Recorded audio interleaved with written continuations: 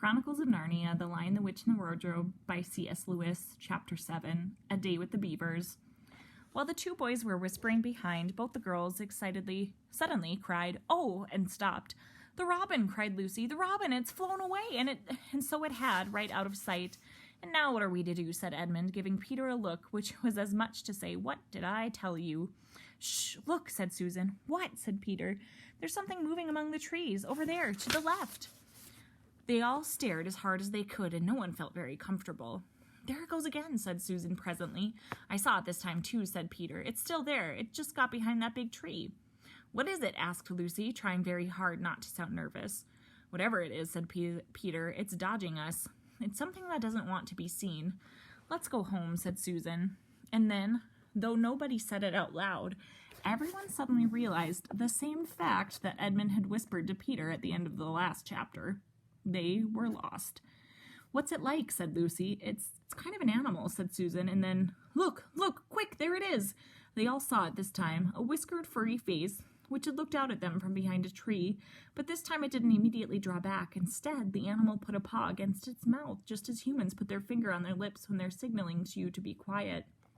Then it disappeared again, the children all still holding their breath. A moment later, the stranger came out from behind the tree, glanced all round as if it were afraid something was watching, and said, "Hush," made signs to them to join in the thicket bit of wood where it was standing, and then once more disappeared. "I know what it is," said Peter. "It's a beaver. I saw the tail." "It wants us to go with it," said Susan, "and it's warning us not to make noise." "I know," said Peter. "The question is, are we to go to it or not? What do you think, Lou?" "I think it's a nice beaver," said Lucy. "Yes, but how do we know?" said Edmund. "Shan't we have to risk it?" said Susan. "I mean, it's no good just standing here, and I feel I want some dinner." At this moment, the beaver again popped its head out from behind the tree and beckoned earnestly to them. "Come on," said Peter. "Let's give it a try. All keep close together. We ought to be a match for one beaver if it turns out to be an enemy." So the children all got close together and walked up to the tree and in behind it, and there, sure enough, they found the beaver, but still drew back, saying to them in a hoarse, throaty whisper, "Further in, come further in, right in here. We're not safe in the open." Only when it had led them into a dark spot where 4 trees grew so close together that their boughs met and the brown earth and pine needles could be seen underfoot because no snow had been able to fall there, did it begin to talk to them. "Are you the sons of Adam and the daughters of Eve?" it said. "We're some of them," said Peter. "Shh," said the beaver. "Not so loud, please. We're not safe even here." "Who are you afraid of?" said Peter. "There's no one here but ourselves." "There are the trees," said the beaver. "They're always listening. Most of them are on our side, but there are trees that would betray us to her, if you know what I mean." And it nodded its head several times. "And if it comes to taking sides," said Edmund, "how do we know you're a friend?" "Not meaning to be rude, Mr. Beaver," added Peter, "but you see, we're strangers." Quite right," said the beaver. "Here is my token." With these words, it held up to them a little white object. They all looked at it in surprise, till Lucy suddenly said, "Oh, of course, it's my handkerchief, the one I gave to poor Mr. Tumnus." "That's right," said Mr. Beaver. "Poor fellow, he got wind of the arrest before it actually happened and handed this over to me. He said that if anything happened to him, I must meet you here and take you on to—" Here the beaver's voice sank into silence, and it gave 1 or 2 very mysterious nods, then signaling to the children to stand as close around it as they possibly could, so their faces were actually tickled by his whiskers, it added in a low whisper, "They say Aslan is on the move, perhaps has already landed." And now, a very curious thing happened. None of the children knew who Aslan was, any more than you do, but the moment the beaver had spoken these words, everyone felt quite different. Perhaps it has sometimes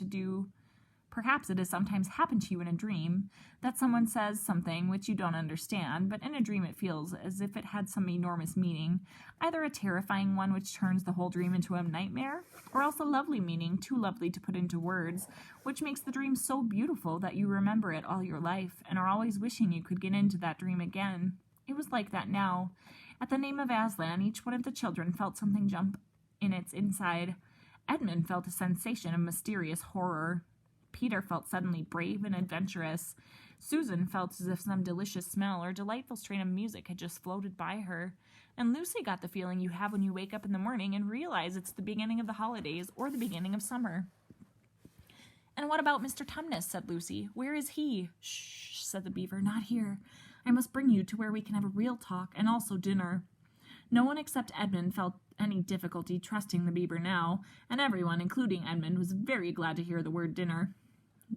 They therefore all hurried along behind their new friend, who led them at a surprisingly quick pace, and always in the thickest parts of the forest, for over an hour. Everyone was feeling tired and very hungry when suddenly the trees began to get thinner in front of them and the ground to fall steeply downhill. A minute later they came out under the open sky. The sun was still shining and found themselves looking down on a fine sight. They were standing on the edge of a steep, narrow valley, at the bottom of which ran, at least would have been running if it hadn't been frozen, a fairly large river. Just below them, a dam had been built across the river, and when they saw it, everyone suddenly remembered that, of course, beavers are always making dams, and felt quite sure that Mr. Beaver had made this one. They also noticed that he now had a sort of modest expression on his face, the sort of look people have when you're visiting a garden they've made or reading a story they've written.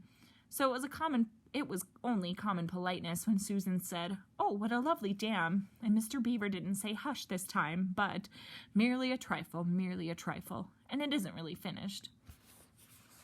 Above the dam, there was what ought to have been a deep pool, but was now, of course, a level floor of dark green ice, and below the dam, much lower down, was more ice, but instead of being smooth, this was all frozen into the foamy and wavy shapes in which the water had been rushing along at that very moment when the frost came.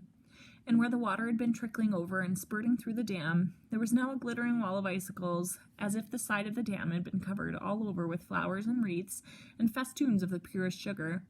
And out in the middle and partly on the dam was a funny little house shaped rather like an enormous beehive, and from a hole in the roof smoke was going up, so that when you saw it, especially if you were hungry, you at once thought of cooking and became hungrier than you were before. That was what the others chiefly noticed, but Edmund noticed something else. A little lower down the river, there was another small river which came down another small valley to join it. And looking up that valley, Edmund could see two small hills, and he was almost sure they were the two hills which the White Witch had pointed out to him when he parted from her at the lamp-post the other day. And then between them, he thought, must be her palace, only a mile off or less. And he thought about Turkish delight, and about being a king. I wonder how Peter will like that, he asked himself, and horrible ideas came into his head. "Here we are," said Mr. Beaver, "and it looks as if Mrs. Beaver is expecting us. I'll lead the way. Be careful not to slip." Okay, Mrs. Beaver cracks me up. Check her out. The top of the dam was wide enough to walk on, though not for humans a very nice place to walk because it was covered with ice, and though the frozen pool was level with it on one side, there was a nasty drop to the lower river on the other. Along this route, Mr. Beaver led them in single file right to the middle, where they could look up a long way the river and a long way down it. And when they had reached the middle, they were at the door of the house. "Here we are, Mrs. Beaver," said Mr. Beaver. "I've found them. Here are the sons and daughters of Adam and Eve." And they all went in. The first thing Lucy noticed as she went in was the burring sound, and the first thing she saw was a kind-looking old she-beaver sitting in the corner with a thread in her mouth, working busily at her sewing machine. And from it is where that sound came. So the term she-beaver always reminds me of Matron from The Indian in the Cupboard when Little Bear calls her that. Anyway, so I started chuckling. She stopped her work and got up as soon as the children came in. "So you've come at last," she said, holding out both her wrinkled old paws. "At last! To think I should ever live to see this day. The potatoes are on boiling and the kettle singing, and I dare say, Mr. Beaver, you'll get us some fish?" "That I will," said Mr. Beaver, and he went out of the house. Peter went with him, and across the ice of the deep pool to where he had a little hole in the ice which he kept open every day with his hatchet. They took a pail with them. Mr. Beaver sat down quietly at the edge of the hole. He didn't seem to mind it being so chilly, looked hard into it, then suddenly shot in his paw, and before you could say Jack Robinson, had whisked out a beautiful trout. Then he did it all over again until they had a fine catch of fish. Meanwhile, the girls were helping Mrs. Beaver to fill the kettle and lay the table and cut the bread and put the plates in the oven, to heat and draw a huge jug of beer for Mr. Beaver from a barrel which stood in one corner of the house, and put it on the frying pan and get the dripping hot. Lucy thought the Beavers had a very snug little home, and though it was not at all like Mr. Tumnus's cave. There were no books or pictures, and instead of beds there were bunks, like on a board ship, built into the wall. And there were hams and strings of onions hanging from the roof, and hanging the walls and against the walls were gumboots and oilskins and hatchets and pairs of shears and spades and trowels and things for carrying mortar in and fishing rods and fishing nets and sacks, and the cloth on the table, though very clean, was very rough. Just as the frying pan was nicely hissing, Peter and Mr. Beaver came in with the fish that Mr. Beaver had already opened with his knife and cleaned out in the open air. You could think how good the new caught fish smelled while they were frying, and how the hungry children longed for them to be done, and how much hungrier still they had become before Mr. Beaver said, "Now we're nearly ready." Susan drained the potatoes and then put them all back in the empty pot to dry on the side of the range, while Lucy was helping Mrs. Beaver to dish up the trout.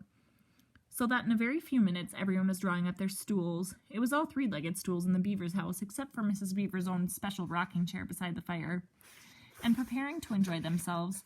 There was a jug of creamy milk for the children. Mr. Beaver stuck to the beer, and a great big lump of deep yellow butter in the middle of the table, from which everyone took as much as he wanted to go with the potatoes. And all the children thought, and I agree with them, that there's nothing to beat good freshwater fish if you eat it when it's been alive half an hour ago, and it's come out of the pan half a minute ago. And when they had finished the fish, Mrs. Beaver brought unexpectedly out of the oven a great and glorious sticky marmalade roll, steaming hot, and at the same time moved the kettle into the fire, so that when they had finished the marmalade roll, the tea was made and ready to be poured out. And when each person had his or her cup of tea, each person shoved back his or her stool to be able to lean against the wall and gave a long sigh of contentment. "And now," said Mr. Beaver, pushing away his empty beer mug and pulling his cup of tea toward him, "if you'll just wait till I've got my pipe lit up and going nicely, why, now we can get to business. It's snowing again," he added, cocking his eye at the window. "That's all the better, because it means we shan't have any visitors, and if anyone should have been trying to follow you, why, he won't find any tracks."